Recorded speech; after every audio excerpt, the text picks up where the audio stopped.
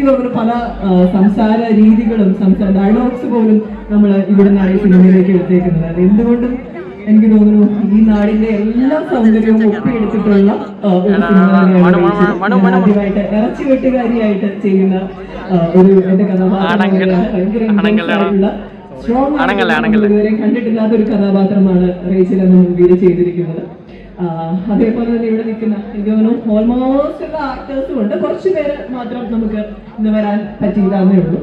അപ്പൊ ഇവരെല്ലാം ഈ റേച്ചലിനെ പോലെ തന്നെ അത്രയും ഇന്റൻസ് ആയിട്ടുള്ള കഥാപാത്രങ്ങളാണ് ബാക്കി ഈ സിനിമയിൽ വരുന്നത്. അതേപോലെ തന്നെയാണ് സിനിമയുടെ കഥാപശ്ചാത്തലവും. ആൻഡ് ഭയങ്കര വിഷ്വലി ഭയങ്കര ബ്യൂട്ടിഫുൾ ആയിട്ട് സിനിമ വന്നിട്ടുണ്ട്. നമ്മൾ ഓരോ ഫ്രെയിമും കാണുന്ന ഒരു പെയിന്റിംഗ് പോലെ നമുക്ക് ഇന്ന് കാണാൻ കഴിയുന്ന ഒരു സിനിമയാണ്.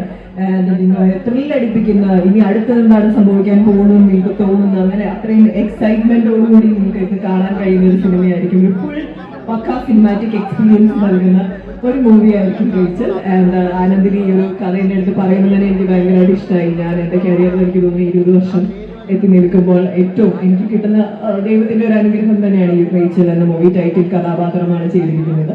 ആൻഡ് ഇത്രയും